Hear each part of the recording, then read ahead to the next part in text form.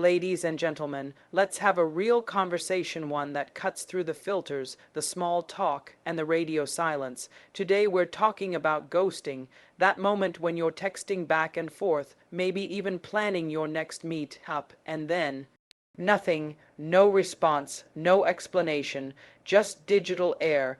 It's a confusing, frustrating, and sometimes deeply hurtful experience, and it's happening more than ever.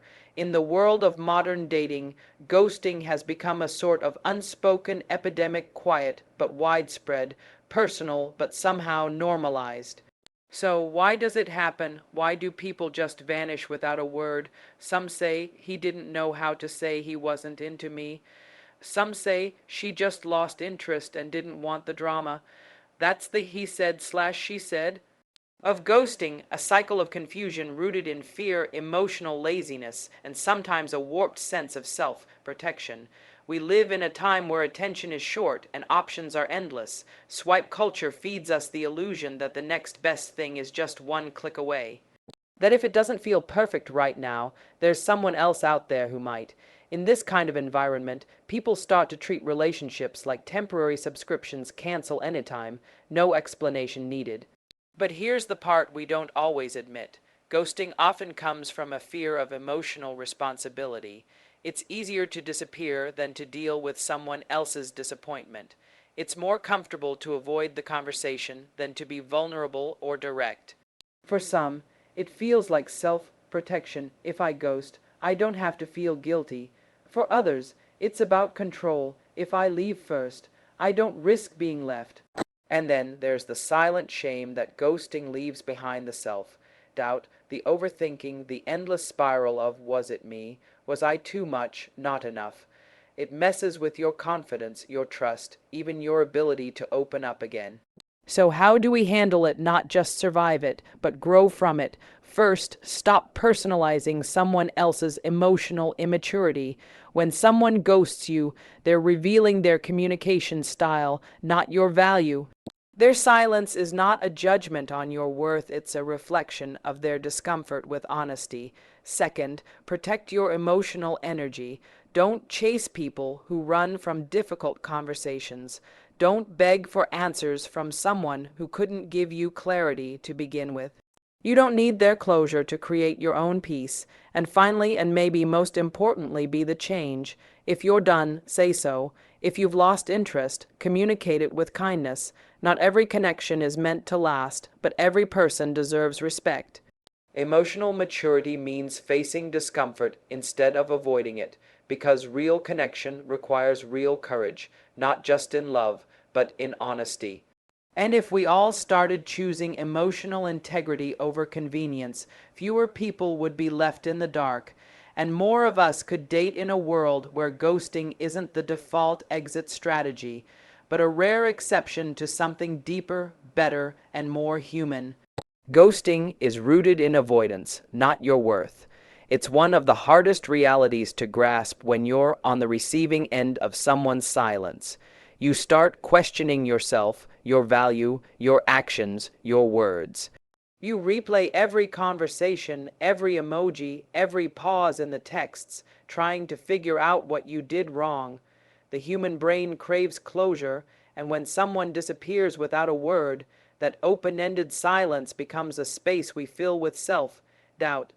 But ghosting isn't actually about you, it's about them, their discomfort, their inability to express themselves, their fear of emotional accountability. People ghost because they don't want to deal with the discomfort of saying what they really feel. They think silence will be easier than truth. They believe that not responding is somehow less painful than being honest. Some convince themselves they're being kind by not saying, "I'm not interested," or "this isn't working for me." But in reality, their silence speaks louder than words, and it speaks volumes about their emotional readiness. They may have been hurt in the past and now avoid anything that feels emotionally risky. They may not know how to have tough conversations, especially in a world where digital communication gives us a quick escape hatch. They may not understand the emotional impact of their vanishing act because they are too consumed with protecting themselves from guilt, discomfort, or vulnerability. What makes ghosting so damaging is that it gives no space for healing through understanding. It leaves people stuck in an emotional limbo, and because there's no clear ending, the mind keeps reopening the question, what did I do wrong? But the real answer lies in understanding that ghosting is an act of emotional avoidance. It's not a verdict on your value. It's not proof that you were too much or not enough. It's not evidence that you're unlovable, undesirable, or broken. It's a reflection of someone else's limits, their emotional tools, their communication habits, their personal fears. In a world where emotional maturity isn't always taught or practiced, ghosting becomes a coping mechanism for those who don't yet have the skills or courage to communicate directly. You didn't get ghosted because you failed. You got ghosted because someone chose the path of least resistance instead of the path of honesty. And often, that decision is deeply rooted in their own unresolved issues. Their past may have taught them that silence is safer than honesty, that detachment is better than dealing with consequences. Their experiences may have wired them to flee instead of face. It's not an excuse, but it is an explanation. And understanding that difference allows you to separate yourself, worth, from someone else's behavior. You can start to see that ghosting is more about their emotional bandwidth than your personal value. You begin to see that the pain of being ghosted isn't about who you are, but about how someone else chose to handle their discomfort. Modern dating culture encourages disposability and emotional detachment. With a single swipe, a person can move from connection to rejection in less than a second. There's always another profile, another message, another opportunity waiting just one tap away. This ease of access has created a mindset where people are treated less like individuals and more like options on a shelf. The more options people have, the less invested they feel in any one connection. Relationships have become transactional, reduced to convenience, appearance, or instant gratification rather than emotional investment, depth, or mutual growth. Technology has revolutionized communication, but it has also allowed us to escape emotional responsibility. We don't need to make eye contact. We don't need to hear the tremble in someone's voice or see the disappointment in their face. We can avoid those uncomfortable human moments and instead opt out silently. With just a few taps, a conversation ends, a person is deleted, and a potential relationship is dismissed without a word. This kind of detachment is not only normalized, it's often rewarded. People who show vulnerability or seek clarity are labeled as too intense or too needy, while those who remain distant are seen as mysterious or in control. Emotional unavailability is often mistaken for strength, and real intimacy is pushed aside for convenience and short-term excitement. This culture teaches us that if something doesn't feel perfect right away, it's better to discard it than to repair or explore it. There's little room for complexity or uncertainty. A slightly awkward date, a slower response time, a minor disagreement, any of these can be grounds to move on without explanation. The emotional detachment that follows becomes second nature. We don't feel obligated to explain our exits because the culture itself doesn't demand it. In fact, expressing feelings or seeking closure is sometimes mocked or misunderstood as being overly dramatic or emotionally dependent. The idea of working through discomfort is seen as outdated in a world that prioritizes ease and efficiency over empathy and growth. This disposability isn't just limited to dating apps. It bleeds into real life interactions, friendships, and even long-term relationships. People start to believe that if something is hard, it must not be right. They forget that real connection takes effort, patience, and emotional presence. The emotional detachment becomes a habit, a default setting that keeps people from building anything meaningful. Instead of learning how to communicate through vulnerability, we learn how to ghost, how to mute, how to disappear without confrontation.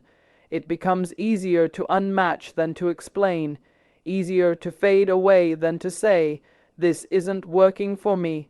This modern dating mindset creates confusion and emotional fatigue. People become afraid to trust, unsure of what's real and what's temporary. They build walls instead of bridges because they've been taught that attachment leads to disappointment. They begin to expect abandonment, to question sincerity, to guard their hearts from connection altogether. The result is a dating landscape where almost everyone is protecting themselves, but few are truly connecting. People ghost to protect themselves from discomfort or confrontation.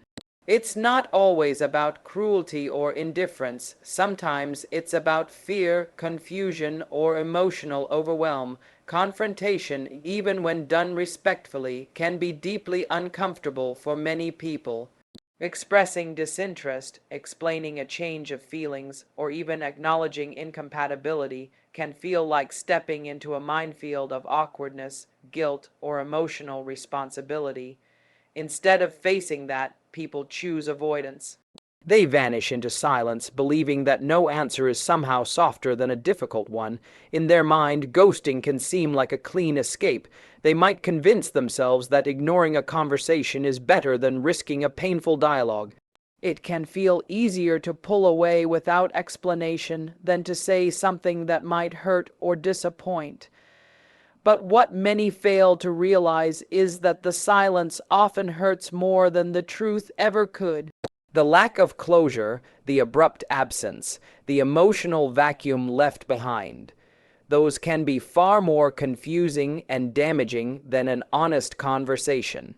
Yet still, people take the route of avoidance because they are trying to avoid emotional discomfort, not just for the person being ghosted, but for themselves. For some, the act of ghosting is tied to a deep sense of emotional self-protection. They might have grown up avoiding hard conversations or never learned how to express emotional truths. Maybe they've been on the receiving end of painful rejection themselves and now choose to disappear before they feel vulnerable again. Others struggle with people pleasing tendencies and worry that saying something direct will lead to conflict or make them appear unkind. So instead of disappointing someone with honesty, they convince themselves it's more compassionate to stay silent, not realizing that silence can echo louder than words. There's also a modern twist to this avoidance. With the rise of digital communication, it's become far too easy to disconnect without consequence. A text can be ignored, a number can be blocked, an app profile can be deleted, and in that disappearance, the ghoster escapes not only the relationship but the responsibility. They don't have to explain, clarify, or clean up the emotional mess. It's a disappearing act that can feel like relief in the moment, but it often leaves behind confusion and unresolved emotions in its wake. Ghosting, then, becomes a pattern of self-protection rooted in discomfort. It's a way of avoiding not just the other person's reaction, but also one's own feelings of guilt, shame, or regret. Some ghosters later reflect and admit they didn't know what to say or were afraid of being the bad guy. Others say they felt overwhelmed or panicked and chose distance as a defense. But at the core, it's not about the person being ghosted. It's about the ghoster not feeling ready or equipped to handle the emotional complexity that comes with open, direct, and vulnerable communication. Handling ghosting requires self-respect, not self-blame. The first reaction many people have after being ghosted is to turn inward and question themselves. What did I say wrong? Was I too eager, too slow, too intense, not interesting enough? The mind looks for patterns, for answers, for anything to fill the silence that's been left behind. But this instinct to blame yourself is not only unfair, it's emotionally harmful. Ghosting is a decision someone else made, and that decision reflects their communication style, not your character. Self-respect starts by recognizing that their silence is not your failure. When someone ghosts you, it's easy to internalize the rejection, but it's essential to reframe your perspective. The absence of a response does not mean you weren't worth one. It means someone chose not to give it. That is about them, their emotional capacity, their habits, their fears, not about your value. Holding on to that truth is the foundation of self-respect. It allows you to maintain dignity even when someone else's actions feel confusing or hurtful. Self-respect means refusing to chase after someone who ran away from a basic level of decency. It means understanding your worth isn't up for negotiation just because someone chose to disappear instead of communicate. Blame often comes from a desire for control. When someone ghosts you, it feels like something happened to you without your consent, without closure. That helplessness triggers a mental loop. Maybe if I had done this differently, they would have stayed. But that loop only deepens the pain. It suggests that better behavior on your part could have fixed something that wasn't yours to fix. When you choose self-respect over self-blame, you interrupt that loop. You remind yourself that emotionally mature people communicate even when it's uncomfortable, and that disappearing without a word is not the behavior of someone ready for meaningful connection. Part of handling ghosting also involves emotional boundaries. It's important to allow yourself to feel disappointed, but not to collapse into despair. You can acknowledge the sting without letting it reshape how you see yourself. You can process the hurt without clinging to the hope that they might come back and explain everything. Self-respect teaches you to respond with grace, not desperation. You don't need to send follow-up texts begging for clarity or closure. You don't need to prove your worth to someone who failed to see it clearly in the first place. You deserve mutual effort, mutual care, and mutual communication, none of which are found in someone who chooses silence when words are needed. Choosing self-respect also means recognizing when to let go. Not with bitterness, but with boundaries. You don't need to understand everything to move forward. You don't need their final word to write your own ending. The lack of explanation doesn't mean you're unlovable. It means that person was not willing or able to offer you the respect of honesty. And when you meet silence with self-worth, you reclaim your power. Choose emotional maturity. Communicate, don't disappear. In a world where instant gratification has become the norm, the temptation to avoid discomfort by slipping away silently has grown stronger. It feels quicker, cleaner, less emotionally taxing. But emotional maturity isn't about choosing what's easy, it's about choosing what's right, even when it's hard. And communication, especially in moments of discomfort or disinterest, is what separates emotionally responsible individuals from those who default to avoidance. Ghosting may seem like a way to dodge awkwardness, but in truth, it only shifts that discomfort onto the other person. It leaves behind confusion, self-doubt, and emotional residue that lingers long after the silence begins. Communicating openly doesn't require elaborate explanations or emotional essays. It requires honesty delivered with kindness, a simple message that says, "I don't feel the connection I hoped for," or "I'm not in the right space for this right now," can create clarity and closure. It offers respect to the other person and reflects inner integrity. Emotional maturity is about recognizing that while you may not owe anyone continued affection, you do owe them basic decency. Disappearing may be common, but that doesn't make it acceptable.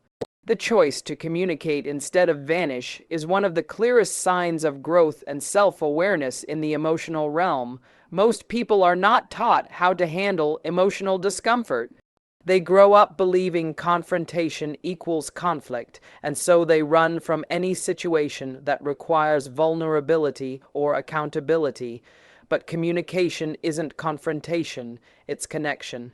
It's about showing that you respect the humanity of the person you were once interacting with, even if things didn't turn out the way either of you hoped. Ghosting strips away the dignity of that connection. It reduces someone's presence in your life to a silence they didn't choose and didn't deserve. The habit of ghosting also sets a pattern that can affect future relationships. The more someone avoids discomfort now, the harder it becomes to handle it later. Emotional maturity is built through repetition, by facing uncomfortable moments with honesty, not running from them. People who make it a habit to communicate, even when it's awkward, end up forming deeper and more stable relationships over time. They become trusted partners, friends, and companions because others know they won't vanish when things get real. Choosing to communicate doesn't mean you'll never feel nervous or uncertain. It means you're willing to face those emotions instead of hiding behind silence.